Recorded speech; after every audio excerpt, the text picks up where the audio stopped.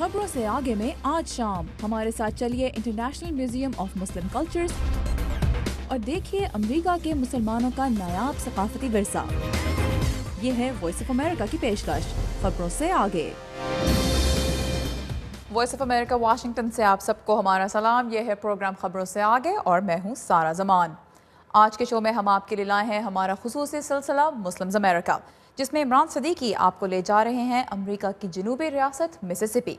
क्यों? क्योंकि वहाँ वाक़ है अमेरिका में इस्लामी तारीख़ के हवाले से कायम किया जाने वाला पहला अजायब घर, the international museum of Muslim cultures. America में ऐसा म्यूज़ियम कायम करना क्यों ज़रूरी था और यहाँ इस्लामी तहज़ीब व सकाफ़त के कितने नादिर नमूने मौजूद हैं, ये देखने के लिए आइए चलते हैं इमरान सदीकी के साथ रियासत मिसिसिपी के शहर जैक्सन, आज के मुस्लिम्स अमेरिका में। The story's out there. We discovered that there is not a single institution in the country, in the US, that focuses on Islamic history and culture.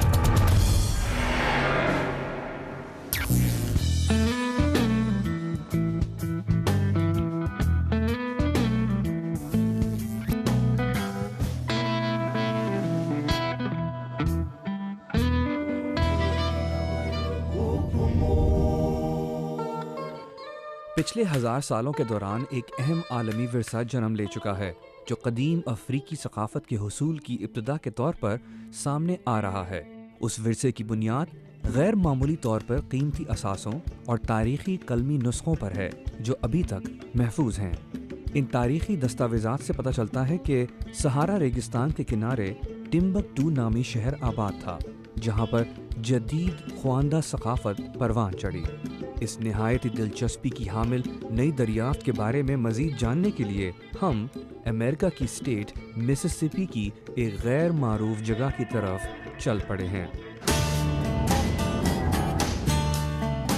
Mississippi America में शहरी हुकूक की तहरीक का गढ़ रह चुकी है और ब्लूज़ के नाम से मशहूर अमेरिकी मौसीकी की जाए पैदाइश भी मिसिसिपी है।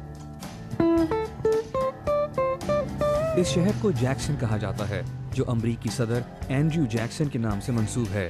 मगर जब गुलामी का जिक्र आता है तो जैक्सन एक मुतनाज़ शहर भी रह चुका है, लेकिन साथ ही इस शहर ने अपने विरसे पर पड़ने वाले मनफी असरात को ज़ायल करने के लिए कोशिश भी की है।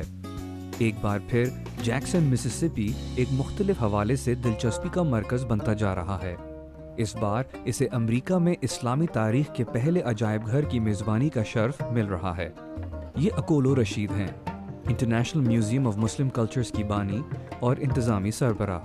One of the first things that comes to people's mind when they say जब कोई शख्स मिसिसिपी आता है तो सबसे पहले जो बात उसके जहन में आती है वो ब्लूज़ म्यूज़िक है और शहरी हुकूक का हवाला होता है। लेकिन हम आपके इस खूबसूरत मुस्लिम म्यूजियम में बैठे हुए हैं, ये कैसे हुआ? We actually call it a miracle project by God. जी हाँ, हम इसे एक मौजज़ा कहते हैं, क्योंकि हमने नवादरात की नुमाइश का इरादा किया था, म्यूजियम के क़याम का नहीं। और इस नुमाइश का ख्याल मुझे एक और नुमाइश द मैजेस्टी ऑफ स्पेन को देख कर आया।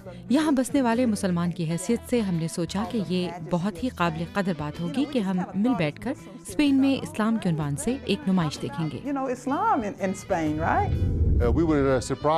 हम उस वक्त हैरान रह गए जब ये पता चला कि इस बैनुल अक़वामी नुमाइश में इस्लामी तारीख के बारे में कोई बात ज़ेर बहस नहीं आएगी। ये इमाद अल तुर्क हैं, जो फ़लस्तीनी अमरीकी हैं और मुस्लिम सकाफ़तों के बारे में बैनुल अक़वामी म्यूज़ियम के बानियों में से एक हैं। हम इसलिए इस मंसूबे का आगाज़ करने पर मजबूर हुए क्योंकि हम सोच रहे थे कि अजायब घर के मंसूबे पर काम की इब्तिदा क्यों न स्पेन पर उंदलसी मुस्लिम दौर पर नुमाइश के इनेकाद से करें। और इसी तरह IMMC की पहली नुमाइश स्पेन पर इस्लामी हुक्मरानी की तारीख से मुताल्लिक थी, जिसमें मशरिक़ वस्ता में इस्लाम की इब्तिदा, फिर अफ्रीका से होते हुए यूरोप में स्पेन और पुर्तगाल पहुंचने का किस्सा शामिल है। यहाँ तकरीबन 1000 साल तक मुसलमानों के असर व रसूख का दौर रहा और ये नुमाइश मगरबी मुआशरे पर इस्लाम के असरात को नुमाया भी करती है।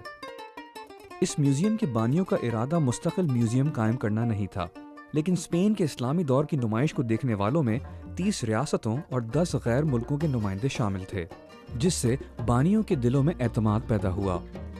हमें ये देखकर बहुत मसरत हुई कि माशरे के वसी तबके ने हमारी पजीराई की, जिसमें ज़्यादा तादाद गैर मुस्लिमों की थी। And concurrently جوں with جوں this, ہم نے ملک کے مختلف علاقے دیکھنا شروع کیے پتہ چلا کہ امریکہ میں کہیں پر کوئی ایک ادارہ نہیں ہے جہاں اسلامی تاریخ اور ثقافت کو اجاگر کیا گیا ہو۔ اس طرح سے اکولو اور اماد کو یہ خیال آیا کہ وہ ایک اسلامی میوزیم قائم کریں اور اسے مستقل بنیادوں پر چلائیں۔ basically there's میوزیم میں آنے والوں کا کہنا تھا کہ اسلامی تاریخ اور کلچر اور اس کے عالمی برادری پر پڑنے والے اثرات کے بارے میں سن کر ان کے علم میں اضافہ ہوا۔ لیکن پھر 11 ستمبر 2001 کا سانحہ سامنے آیا، جس کے بعد بعض حلقوں کی جانب سے دکھ اور انتشار کے سائے پھیلے۔ ناقدین کا کہنا تھا کہ اب کوئی اس میوزیم کو دیکھنے نہیں آئے گا، لیکن ان کا خیال درست نہیں نکلا۔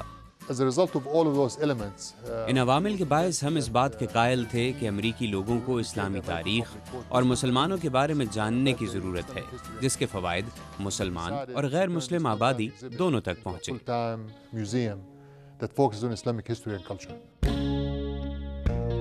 ان دنوں international museum of Muslim cultures میں ایک اور نمائش جاری ہے۔ یہ نمائش ٹمبکٹو کے ورثے کے بارے میں ہے اور اس کا عنوان ہے ٹمبکٹو میں پائی جانے والی قدیم اسلامی تحریریں۔ People, when they talk about Timbuktu, they kind of joke about it. لوگ you know, جب like, ٹمبکٹو کے بارے میں بات کرتے ہیں تو وہ دراصل ہلکے پھلکے انداز میں بات کر رہے ہوتے ہیں، لیکن جب میں یہاں آیا میں نے 15ویں صدی عیسوی میں ٹمبکٹو میں خواتین کے حقوق کے بارے میں کچھ صفحات پڑھے تو مجھے یقین نہیں آیا۔ Well, see, people don't know this is new, cutting-edge information. دیکھیں، لوگوں کو پتہ نہیں ہے، یہ اطلاعات کا دور ہے، نشاط ثانیہ یا جاننے کی تڑپ، اطلاعات، تاریخ یا کلچر جو مغربی افریقہ میں وقوع پذیر ہوا، لیکن اسے سوڈان یا بلاد السوڈان کے نام سے جانا جاتا تھا، جو سیاہ فام لوگوں کی سرزمین رہی ہے۔ یہ سب کچھ مغربی افریقہ، شمالی افریقہ سے ہوتے ہوئے افریقہ اور یورپ میں ظہور پذیر ہو رہا تھا۔ Into North Africa, into other parts of Africa, into Europe. اس طرح افریقہ کے اس خطے میں نشاط ثانیہ میں دریافتیں ہو رہی تھیں، خیالات میں وسعت پیدا ہو رہی تھی۔ کسی کو صحیح علم نہیں، کیونکہ غلامی کے دور کے باعث سب دھندلا پڑ گیا، جس طرح سے کتابوں میں کوئی چیز دفن ہو جائے یا قلمی نسخوں کی نظر ہو جائے۔ یہ سنہری دور تھا جو افریقہ کے علاقے اور دوسری اسلامی دنیا میں ظہور پذیر ہوا۔ So there was a rich, there was a golden age happening in Africa Are you as well saying- as in other places Are you saying in that the Islamic world. the Renaissance? تو کیا آپ یہ کہہ رہی ہیں کہ نشاط ثانیہ کے دوران مغربی افریقہ سے چیزوں کی نقل کی گئی؟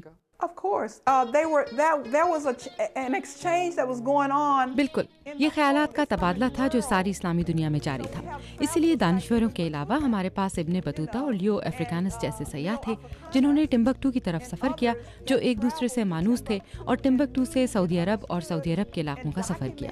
ان سیاحوں اور ان حلقوں کے عوام کے درمیان ایک بین الاقوامی تبادلے کا سلسلہ جاری تھا۔ Saudi Arabia to other places, they had this international exchange going on. It was Africa's golden age, and now we have documentation on that.